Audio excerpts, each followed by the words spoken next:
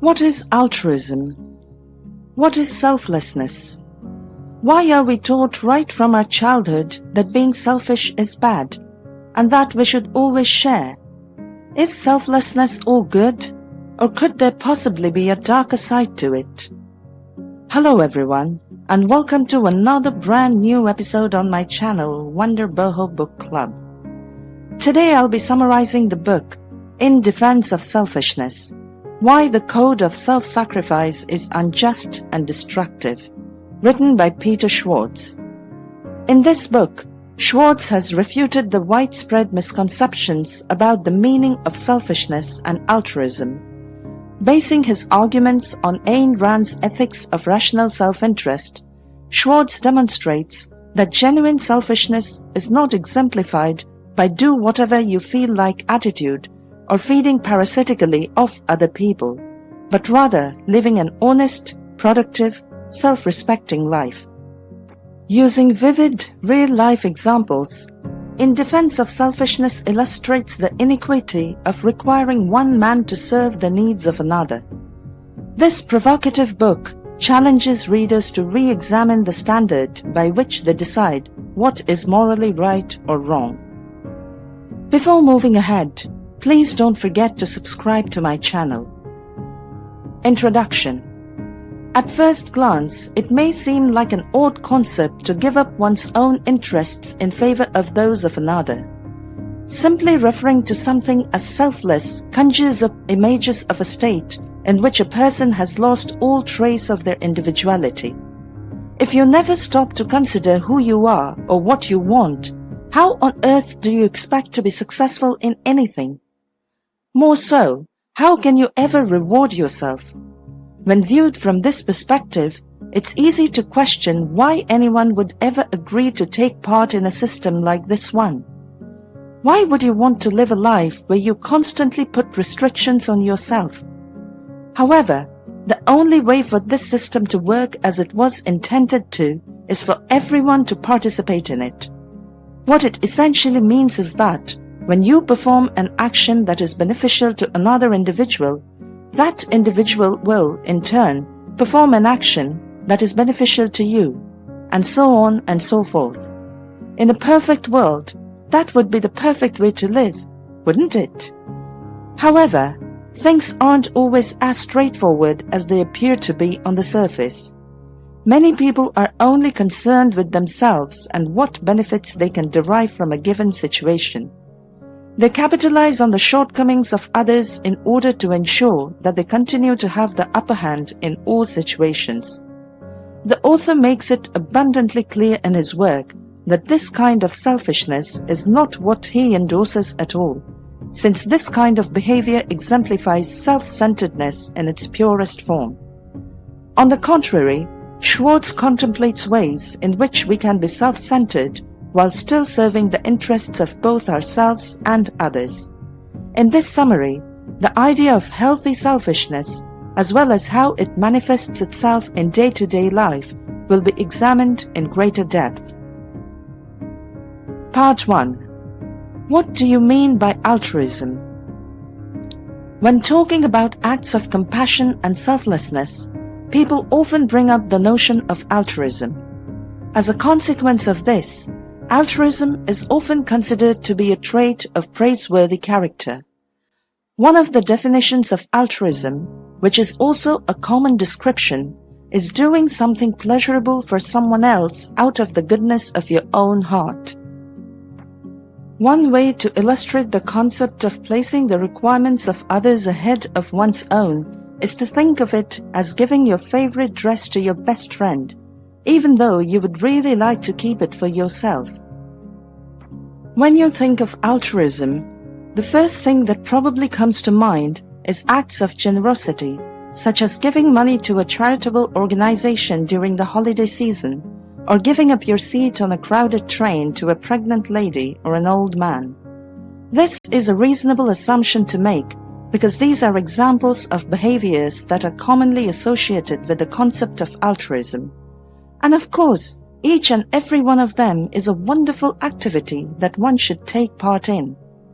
Is it thus even remotely plausible that there may be a downside to selflessness? Apparently, the author says that it is so. But why? Well, honestly, it is possible for altruism to cause us to lose perspective and lead us to make choices that are not in either our best interests or the interests of the people around us. This is because we are more concerned with helping others than we are with helping ourselves. Let's take a look at the definition of altruism to have a better understanding of how anything like that could ever be feasible. Researchers from the University of Berkeley conducted a study on the relationship between kindness and morality. As part of their findings, they defined altruism as our motives or state of mind when we act to promote someone else's welfare, even at a risk or price to ourselves. Fair enough. So where exactly does the difficulty lay with that? According to the definition of altruism offered by Berkeley, the issue is that it compels us to expose ourselves to dangers that are not warranted for the sake of other people, which is a problem in and of itself. This comes about as a direct result of the fact that in order for us to act in a way that is not motivated by self-interest, we are forced to make an adjustment to the perspective that we hold. As mentioned earlier, during the holiday season, you should give some consideration to making a donation to a charity organization. It's a fulfilling experience to give money to a charity organization because you do it with the solid idea that the money you donate will better the lives of others who are less well off than you are. However, it's a whole other ballgame to come to the realization that you are personally responsible for the care of other individuals out there who are struggling and might use some assistance. It's true that when you take into account all of the aspects of altruism, you may not find it to be such an awful notion after all. What may potentially stand in the way of your desire to assist other individuals? Almost everyone has been taught that the proper thing to do is to put the necessities of others ahead of one's own wants, and this notion has been instilled into almost everyone's brain. As a result of this, we receive the idea that people who prioritize the needs of others above their own requirements are more morally admirable. Nevertheless, according to the writer, this tactic has a number of problems that need to be addressed in order for it to be successful. It is difficult to live your life as an independent person if you hold the belief that you are morally obligated to make sacrifices for the sake of other people. To better understand the situation, let's think about communism in its historical setting. In a society where communism is practiced, the well-being of the general population is prioritized above the accumulation of personal wealth. For instance, your riches, your property, and the labor that you accomplish are all contributing factors towards the advancement of the overall populace and its well-being. It's possible that the same idea is at the foundation of excessive altruism, a philosophy that encourages individuals to sacrifice their own identities in favor of catering to the requirements of other people is called altruism. To put it another way, if you have a truly altruistic mindset, the only thing that will motivate you is to meet the needs of the people around you rather than your own needs. When seen through this lens, altruism has the capacity to be both harmful and dangerous. Hence, it's not difficult to appreciate how devastating excessive altruism may be. In fact, when we engage in extreme acts of kindness in large numbers, it is probable that the results will be far more severe. Here, the author uses a rather controversial example to drive his point home. He demonstrates how difficult it may be to include people who have impairments in certain situations. Ouch! That has got to be one of the most contentious assertions that you have ever found yourself confronted with, right? After all, there is no plausible justification for the harmful practice of discriminating against individuals based on their disability. On the contrary, accessibility and inclusion standards for people with impairments must be raised even higher than they are now set, right? But wait a minute. What if at some point it became clear that that wasn't really the situation? The author believes that there is at least one situation in which creating adjustments for persons with disabilities is not only a waste of time and money, but it also poses a risk to those who benefit from the modifications. When addressing the issue of emergency exit seats on aeroplanes, this situation must be taken into consideration. Should passengers who are blind or visually handicapped be permitted to sit in the seats that are reserved for use in the event of an emergency evacuation? It's quite doubtful that you have ever given the aforementioned question any consideration at all, so don't feel bad if you haven't. Nevertheless, travelers seated in these emergency escape seats have the obligation to be aware of their surroundings. When on the road, none of us ever wants to find ourselves in a predicament in which we want urgent help. This is something that should go without saying. Nonetheless, in the event that anything terrible were to take place, while airborne, let's say, the person who was sitting in the emergency escape seat would be the one responsible for opening the emergency exit door and assisting their fellow passengers in safely evacuating the plane. So, is it conceivable, then, that a person who is blind might be the most qualified applicant for this role? The answer, from a purely scientific and empirical point of view, is unequivocally no. As a result of this, the vast majority of airlines in the United States adhered to a law that prohibited blind people from using emergency escape seats. Meanwhile, the National Federation of the Blind considered this regulation to be one that was not only burdensome but also discriminatory. As a result of this, they filed a petition to have the restriction lifted so that passengers who are blind may sit anywhere they like on a flight, even the seats that are specifically allocated for use in the case of an emergency. When the public learned about the proposition, a sizable number of them immediately signed the petition, indicating that it's always a good idea to involve those who have disabilities in whatever endeavors are being considered. Everything derives from the principle that you should always behave in a way that is helpful to other people and provide support to those who are in need of it. This is the foundation upon which everything else is built. However, as can be seen from this example, it is possible to have an optimistic outlook on life while yet exhibiting illogical behavior at times.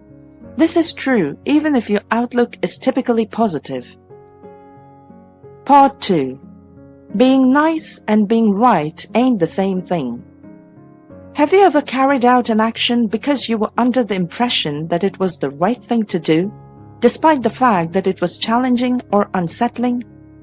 What should you do in the event that a close friend of yours makes a remark that you interpret as being deliberately hurtful? Because you care about them and don't want to upset them, you don't think that calling them out is a good idea. Also, because you want to be a decent person who treats people with respect, you decide to keep your mouth shut or agree with what they are saying instead of disagreeing with them. On the other hand, pleasant does not equal correct all the time. The reason for this is because showing kindness often entails behaving in a way that is congruent with how other people are behaving in the same situation. To put it another way, if you put the emotions of other people ahead of your own, you will almost certainly find yourself in a position where you have to sacrifice your values and your perception of who you are. Having said that, it does not mean that you should constantly disregard the sentiments of other people in any given context, just because you feel like doing whatever you want to. Not at all. Also, it doesn't mean that you launch into a rant about everything that grates on your nerves. For example, it's one thing to make a scene because someone cut in front of you in line. It is quite another to call out your friend for making a racist joke. Even though the person who cut in front of you was acting impolitely, it's not worth getting into an argument with them over it. Having said that, it is fair to convey your rejection of racism and acts of racist assault, even if the latter refers to a distinct context. This is because racism is a kind of discrimination that targets people based on their skin color. You should fight the urge to cooperate if someone asks you to be polite and keep quiet about something that is objectively distressing to you, even if they say it's in their best interest. However, for those who hold the opinion that excessive generosity is the greatest policy, keeping quiet is the best policy in such circumstances. As discussed previously, altruism puts a larger value on the well-being and contentment of other people than it does on any other aspect. You shouldn't argue with them, since your close buddy would take offense if you said something like, "It's not proper to make racist jokes."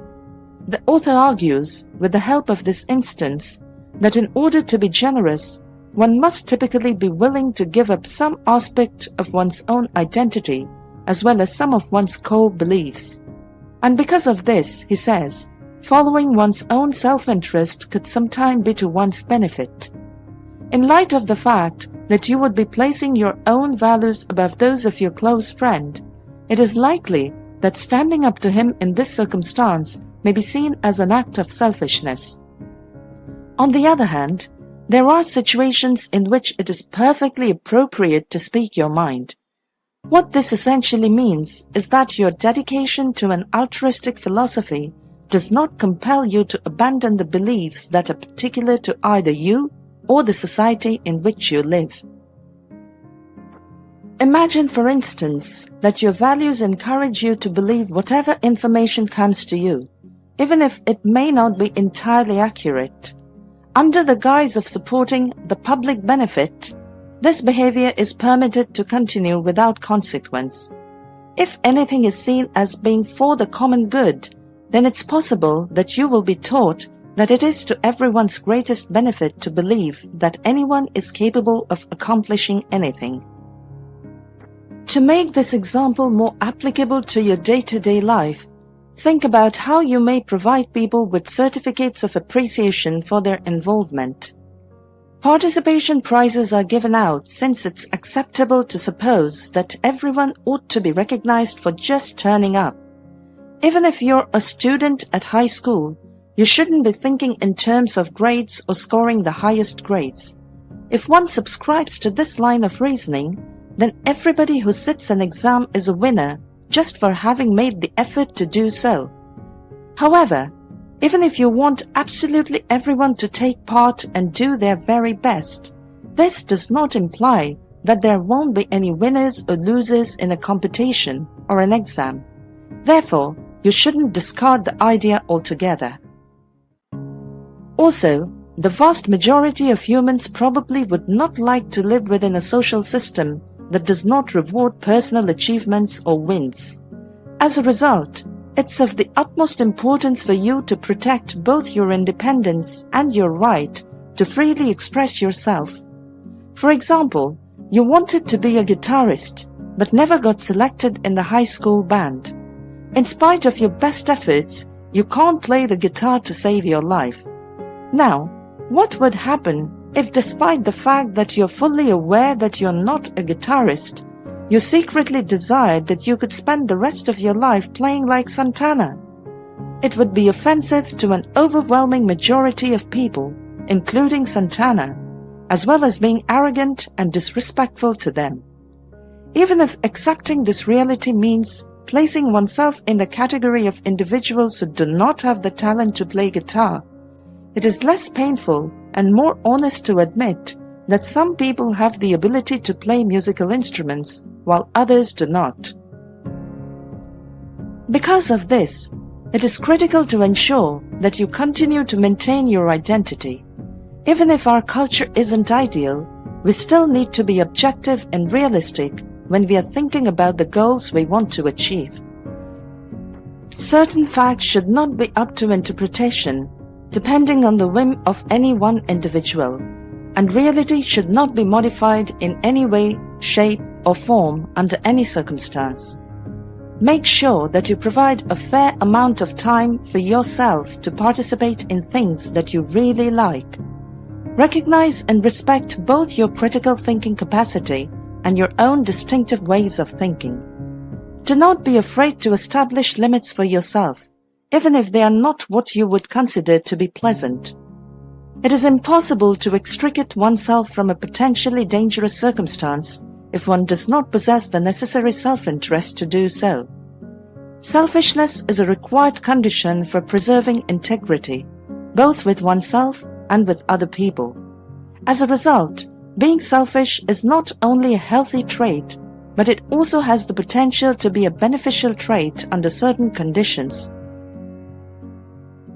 If we do not want to exist in a community in which altruism and selflessness serve as the only guiding force, we have no other option except to refute this ideology.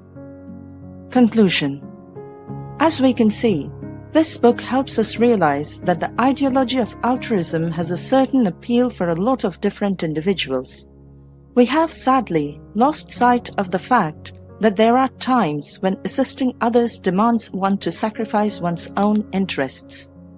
It's not only immoral, but also unhealthy to put the wants of others before your own, especially when doing so puts you in risk of suffering major injury to yourself. Kindness, as a direct consequence of this, is not always what it seems to be. Everyone needs to make it a point to cultivate the characteristics of performing good actions for other people and keeping an eye out for their fellow man as much as they're capable of doing so.